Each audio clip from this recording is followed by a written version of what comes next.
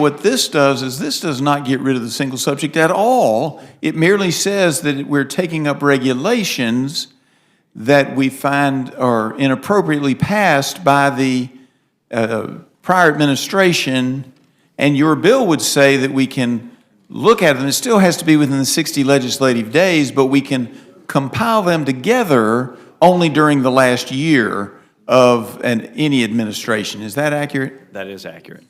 And so then we could take them up, and if we desired to do them by committee, we could do that, but we're not mandated to do that by this bill, are we? No. It is today pushing 200,000 pages of binding regulatory law. Mr. Chairman, that is why the folks I represent in Kansas sound a whole lot more like Ms. Watt and Mr. Smith than they do like Professor Vladeck or some of my colleagues on this committee. They're not worried about the academic impact and the theory. They're worried about what it means for their day-to-day lives, and can they stay compliant, and can they continue to operate, and can they pursue the American dream? In your testimony, you highlighted the importance of merit-based staffing in the UI system as opposed to states doing outsourcing workers to untrained contractors. Yes, I believe that merit staff UI workers are key and ideal for helping prevent fraud, because there is no third-party system. It is, state workers performing the work of the state and making sure that it stays within the state. It's not a third party by any means.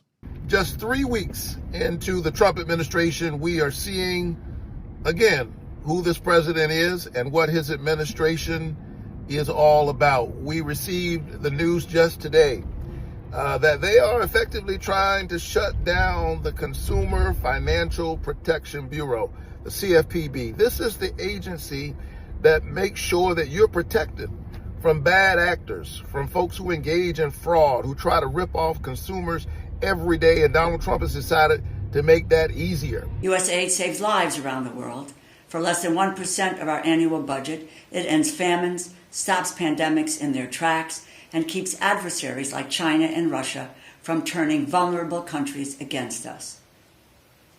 President Bush's PEPFAR program has saved over 5 million children from being born with HIV. Its support is bipartisan. It was monitoring the spread of avian flu in 49 countries to keep track of dangerous mutations.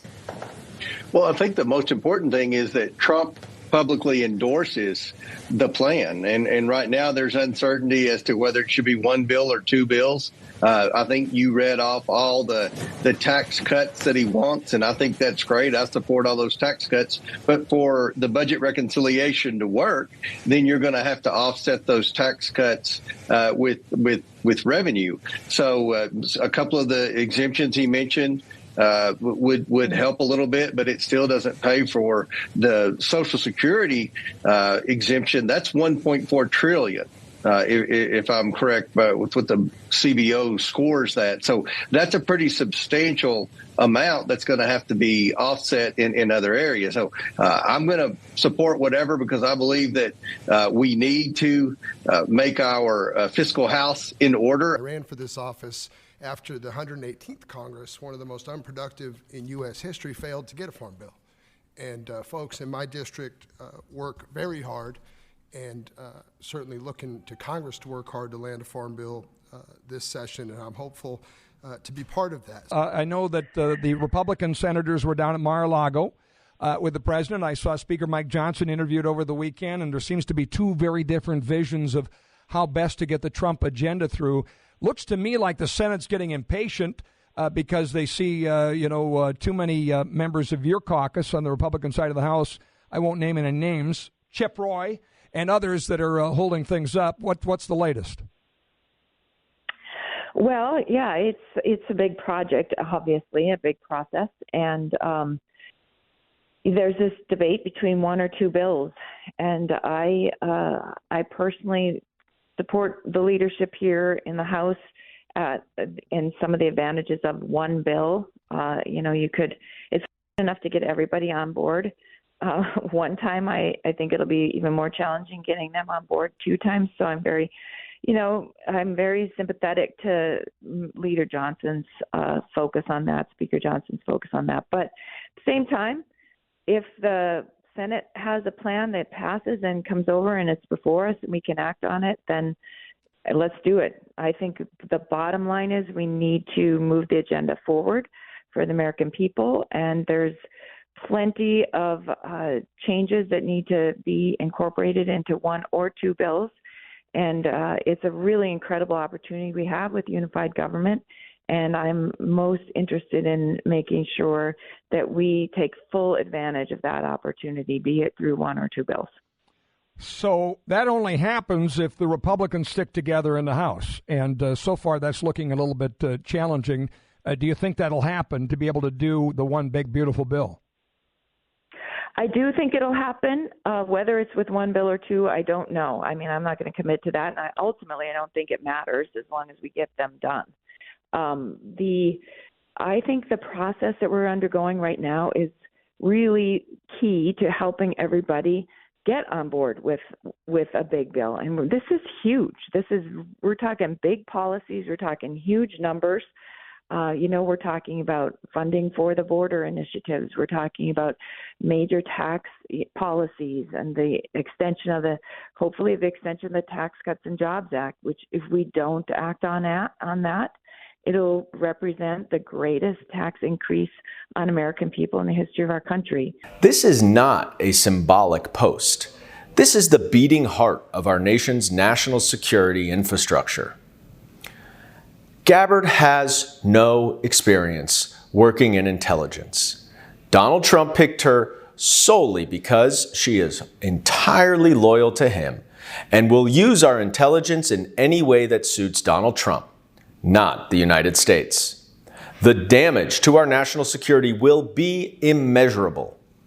We will lose vital sources of information. I think it should be clear to parents in the United States, if you want to advocate on behalf of your children, you are not allowed to come into this building where you pay taxes. Parents who have children who are disabled, access is being blocked. You voted for members of Congress to advocate on behalf of your children. No way in heck did the founding fathers or did the Congress in 1868 in the post-Civil War era ever intend for illegal immigrants to come sneaking into our country or birth tourism to millionaires from China and elsewhere coming in to have babies and have these babies become citizens of the United States just by virtue of a misinterpretation of this 14th Amendment. Our students are currently living in fear that they will be deported.